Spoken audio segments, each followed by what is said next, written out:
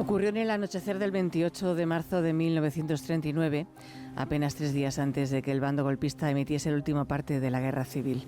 En aquel momento, cerca de 25.000 republicanos españoles se amontonaban en los muelles de mercancías del puerto de Alicante, esperando un barco en el que escapar de la represión, de la cárcel y en muchos casos de la muerte. Casi todos esperaron en vano, pero aquella noche 3.000 personas salvaron la vida gracias al coraje de un galés de 47 años, un hombre cuyo rostro aún recuerda Elia González, por entonces una niña de solo 4. Yo recuerdo perfectamente, me acuerdo de cuando llegamos a subir al barco, me acuerdo de todo, pero cuando llegamos a subir al barco, aquel personaje que me ayudó a entrar desde la escalerilla hasta el barco, que era el capitán. Una persona que es capaz de no dejar a nadie en el puerto y ir metiendo, viendo a ver qué pasaría después, pero vamos a salir. Y él consiguió engañarlos como si nos fuéramos para Ibiza. El hecho de hacer esa maniobra, de irse como para Ibiza, provocó una revolución en el barco, porque la gente pensó que nos habían engañado y que nos llevaban a España otra vez. Pero no iban a España, sino a Orán, en lo que por entonces era una colonia francesa. Aquel barco en el que viajaba Elia junto a su familia y cuyo testimonio ha rescatado el investigador Pablo Navarro, aquel barco era el Stanbrook, un pequeño buque que llegó a Alicante para cargar en sus bodegas naranjas, tabaco y azafrán, un mercante con capacidad para 24 tripulantes y que aquella noche subió a bordo a casi 3.000 españoles. Todo por el empeño y la valentía de su capitán, aquel a quien recordaba a Elia.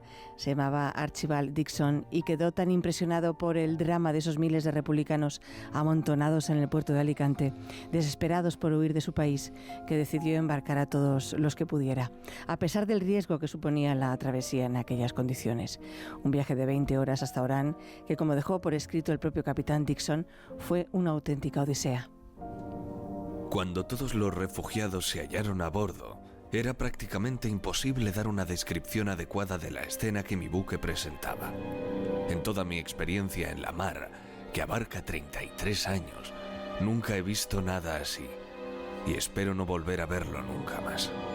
Cuando apenas habíamos salido del puerto de Alicante se inició un terrorífico bombardeo de la ciudad y del puerto, y el flash de las explosiones se podía apreciar visiblemente, y la conmoción de los proyectiles explotando se podía casi sentir. Durante el viaje, a punto estuvimos de naufragar cada vez que aparecía a la vista otro barco, ya que un gran número de los refugiados se amontonaban a verlo con el temor de que fuera un navío de Franco que venía a interceptarlos. Por fortuna, el Stanbrook llegó a Orán con los 2.632 refugiados españoles sanos y salvos. Fue el último de los barcos con exiliados, pero no el único. Antes que él llegaron el Ronwin o el African Trader.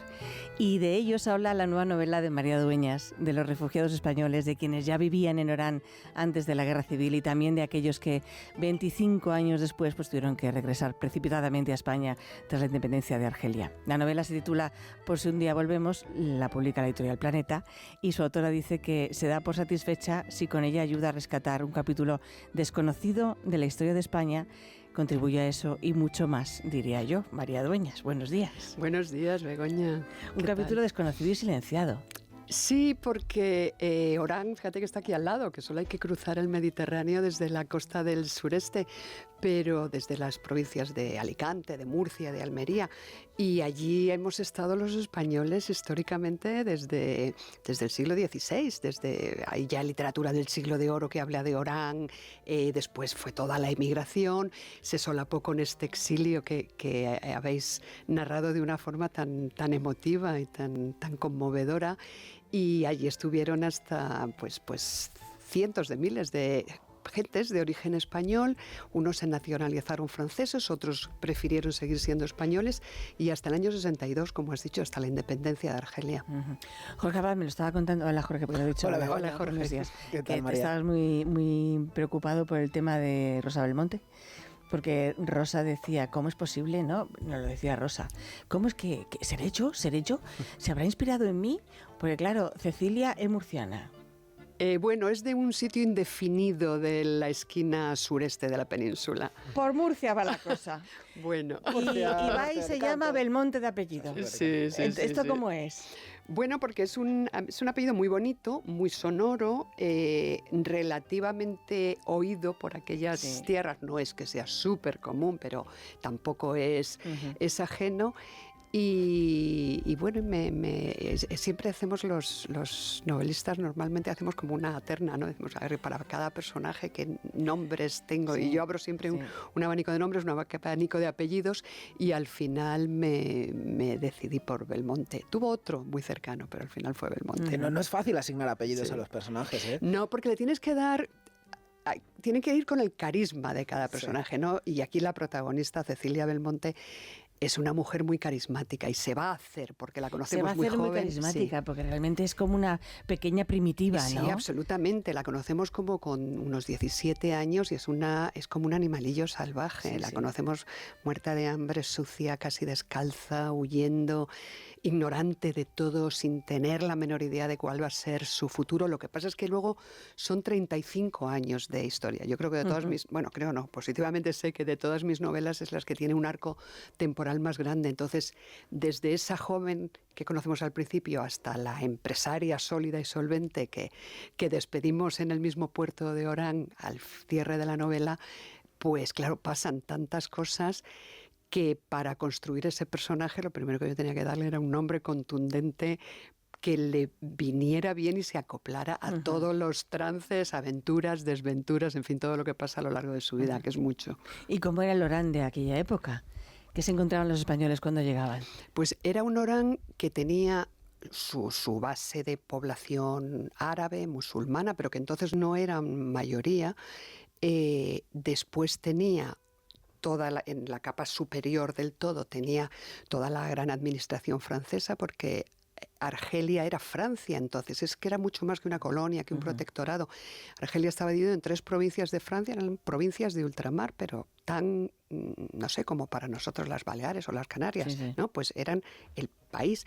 Entonces estaba ahí la administración francesa, pues los militares, la economía, los bancos, los funcionarios públicos, la arquitectura, todo eso era francés, y en medio de esas 2 capas lo que había era una gran población de origen español, como os decía antes, algunos ya más asimilados, otros no, dependiendo de cuánto tiempo llevaran.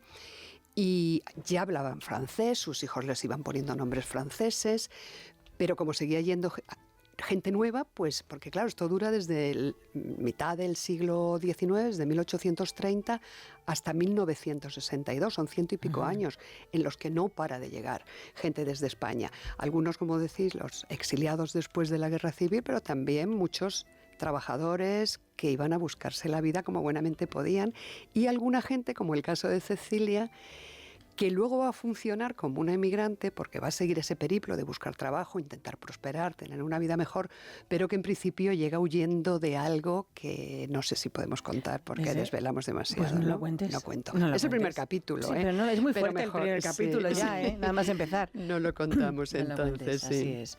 Que Cecilia se encuentra allí, bueno, claro, en aquella época se les llamaba ya pies noirs, o no, pies noirs, pies negros todavía no se les llamaba. No, se les empezaron a llamar así. Se les empieza a llamar cuando la independencia, en el año 1962, desde el 54 hay acontecimientos muy violentos, todavía no se le llama guerra, pero prácticamente es una guerra. La lucha por la independencia. Exactamente, entre los nacionalistas argelinos que buscan la independencia y lo hacen de manera violenta y con sangre y con conflicto, y el Estado francés, que actúa también con una enorme brutalidad contra ellos, y entonces vivían al día con los muertos en la calle, ¿no?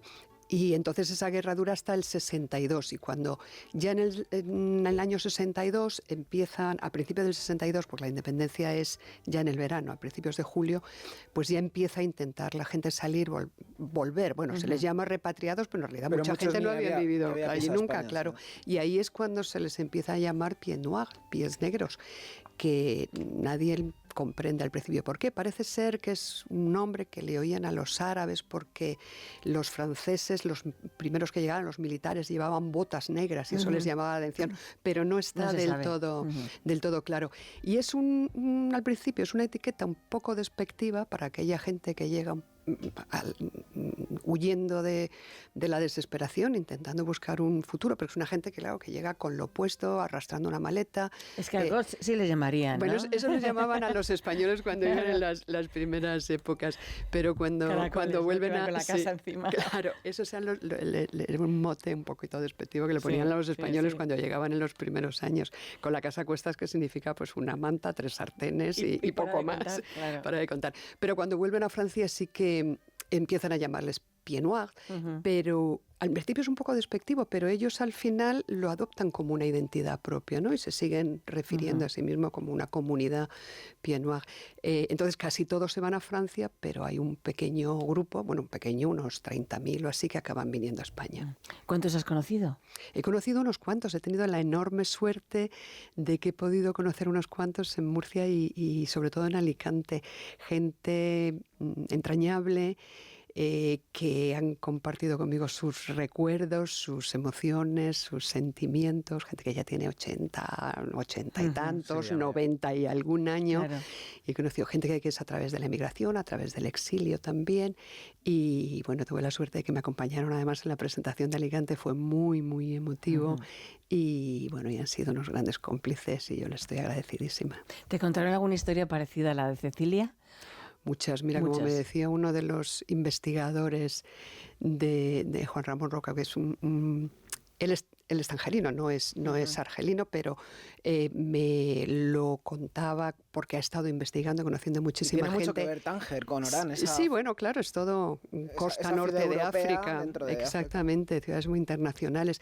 Pues él me decía, es que el mundo estaba lleno de Cecilias y de Cecilios. Y exactamente, y así era, porque la historia de Cecilia, que empieza, como decía, joven, ignorante, paupérrima, buscando trabajo en lo que le den, mendigando casi un trozo de pan porque llega sin nada, absolutamente sin nada. Como con su trabajo, con su esfuerzo, con su tesón, con su coraje, empieza primero en unas plantaciones de tabaco, después en una fábrica de una tabaquera grande, después trabajando en casa de unos franceses como servicio doméstico. Luego empieza a ser dependiente, pone su pequeño negocio, el negocio crece. Bueno, no quiero desvelar más, pero... tú eres experta en jabones, por cierto, sí, ¿no? pero claro, porque el negocio que ella pones es de jabones y en una proyección o en otra, en una dirección o en otra, era la historia de muchísima gente, ¿no? Que buscaban únicamente un futuro un poco mejor para ellos, para sus hijos si los tenían, y son historias muy admirables, muy conmovedoras, muy enternecedoras. Gente que cuenta, porque te lo cuentan la gente con la que yo he conocido, con la que he hablado, pero luego hay muchos testimonios, gente que dejó sus memorias, gente que se hizo después conocidísima. Albert Camus, premio Nobel de Literatura, él era de Argel, de la capital, no de Orán, pero recuerda en alguno de sus escritos, en El primer hombre, cómo era ese mundo, ¿no? De los menos favorecidos, los esfuerzos por salir adelante, luego ya entran en el sistema educativo francés, eso es como un gran ascensor social que les permite ir avanzando. ¿Y la sororidad? Es que la sororidad, que es un término que ahora usamos tanto, pero entonces, claro, yo no lo uso en el libro, no aparece nunca porque no existía, y yo intento ser siempre respetuosa con el lenguaje que se utiliza en cada momento, pero la sororidad, que no viene a ser nada más que ha existido desde que el mundo es mundo, que las mujeres ayudándose unas a otras en momentos difíciles, ¿no? A Cecilia la van ayudando un montón de mujeres a lo largo del camino, con cosas muy simples. Te doy trabajo, te comparto mi comida que llevo hoy en una mísera tartera. Te doy unas alpargatas. Te doy unas alpargatas, exactamente. Te doy un capote de una manta para que te tapes. Mujeres que se cuidan unas a otras, a los hijos, que están ahí en el momento de enterrar a sus muertos, ¿no? Y es algo que se hace de forma espontánea, que se hace de manera natural, generalmente en estos casos entre mujeres que tienen muy poco, pero es un hoy por ti, mañana por mí. Todos están en la misma situación, así que tienen que salir adelante. ¿Y en qué momento se te ocurre que todo lo que pasó en Argelia y la inmigración española, hay un tema estimulante para hacer una novela? ¿Es a través del testimonio de alguien? ¿Es a través de una noticia? Yo lo llevo pensando muchísimos años. Lo que pasa es que siempre por una cosa o por otra se me cruzaba. Yo decía, aquí hay una novela por escribir, porque era mucha gente muy nuestra y luego muy interesante cómo evolucionan, cómo se afrancesan, cómo se van, cómo mantienen el recuerdo, toda la gente con la que yo he hablado, Joe Torroja, Carlos Galeana, todos estos que... Eliana Ortega Bernabeu, que es una investigadora del exilio fantástica, todos me cuentan cómo fue aquel mundo y es una historia que no se ha olvidado entre quienes la tuvieron presente, pero sí que ha caído en el olvido de nuestro país entero. Bueno, pues porque, como nos pasa con siempre nosotros, ¿no? Que lo tenemos todo muy focalizado, interesa la zona en la que ocurre, pero después se va perdiendo. Pero luego vas rascando y enseguida alguien te dice, un antiguo antiguo alcalde de Murcia, Pepe Méndez, oranés, empiezas a hablar con gente, con lectores. No, es que mi familia vino de allí, mis padres, mis abuelos, mucha gente aquí en España y bueno, y por supuesto en Francia, que eso ya es otra. A tu abuelo Manuel dimensión. le hubiera encantado también leer esta novela, ¿no? Le habría encantado a toda mi familia, porque bueno, ellos, el norte de África siempre ha estado muy, muy cercano, ¿no? Así es. Sí. Y Cecilia, ¿está basado en alguna persona que hayas conocido o que te hayan contado? ¿O has cogido mucho de muchas? Es un personaje absolutamente de ficción, 100% ficción, pero en el fondo yo intento siempre que mis personajes tengan tanta masa humana, digamos, como sea posible. Entonces, al final yo intento darle todos los atributos que tenemos los hombres y las mujeres que nos movemos por el mundo, ¿no? Intento que no seas una superheroína, ni que haya malos malísimos, ni buenos buenísimos, ¿no? Intento que tengan pues sus flaquezas, incertidumbres, dudas, como tenemos todos, momentos de gloria, momentos de miseria, caídas, remontadas, levantadas, y al final viene a ser un poco la historia de cualquier mujer en un territorio adverso donde tiene que sacar las uñas para seguir adelante. Y aunque no nos digas el nombre, ¿tienes ya claro la actriz que interpretaría a Cecilia? No. ¿Ves a alguien ahí para la serie? La Cecilia joven, la Cecilia más madura. No le pongo... Bueno, sí le pongo cara, pero no lo puedo... Sabía yo que tienes en mente. No puedo decirlo. Pero tú tienes una candidata. No, que va. No, yo cuando pienso las novelas y las voy escribiendo, intento estar al margen absolutamente de qué va a pasar después con ellas. Sí. Pero es verdad que luego a lo largo de la promoción vas pensando, ¿no? Y de pronto estás viendo una película, estás viendo una serie, estás oyendo a alguien y dices, oye, qué buena Cecilia Tiene sería, toda la cara ¿no? de Cecilia. Sí. Lo que pasa es que son tantas que cada día se me surgen 3 o 4. Es un poco difícil decidirse. Pero no, es verdad que es una mujer que, bueno, yo supongo que para cualquier actriz sería como un caramelo de papel, porque es una mujer formidable, ¿no? Con una fuerza interior, con unas... sin conocer nada, porque viene de la ignorancia más absoluta, pero con unas ganas de salir adelante, cómo se le va cruzando gente por el camino, cómo ella va afianzando después relaciones, ¿no? Hay amores, hay amigos. Hay enemigos, no enemigos en el sentido espadachín de la palabra, pero sí que gente que no le hace bien y de la que ella tiene que escapar como puede, ¿no? Y hay personajes que aparecen, grandes amores que entran, salen, porque, en fin, van pasando, son años muy convulsos. Así es la vida. Así es la vida, es que son 3 décadas. Entonces, en medio es el exilio, la guerra mundial, la guerra de la independencia. Hay personajes que entran y salen y hay otros que están a su lado todo el tiempo, ¿no? Y que al final se convierten en grandísimos compañeros de viaje. Como grandísimo compañero se va a convertir, y ya se está convirtiendo este libro, el de María Dueñas, por si un día volvemos, que nos va a acompañar durante todas las horas de lectura. Pues un libro que además no apetece que se acabe, con lo cual... Eso me maravilloso. dicen, eso me Sí. empiezan a decir los ¿Y qué pasa todos los después, no? lectores.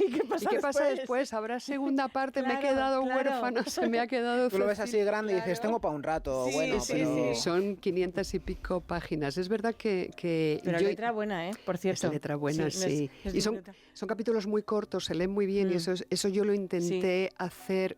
Es la novela que tiene los capítulos más cortos, por eso tiene muchos, pero como tenía que cubrir un arco temporal tan grande, quería que fuese Dinámica. rápida, dinámica, exactamente. Y entonces otra cosa que me dicen es que se lee sola. Sí, ¿no? Se así lee, es, se así lee es. en nada. Así que estoy... la Gracias verdad de es que nuevo, estoy- María. Por favor, estoy encantada por la Por otra acogida. más. Otra más, otra criatura más. Pero muchísimas gracias a vosotros por la acogida que siempre dais tan afectuosa a mis libros. Gracias a todos los lectores y de verdad que es un honor estar con vosotros. Me alegro. Gracias, María Dueñas. Hasta siempre. Por si un día volvemos.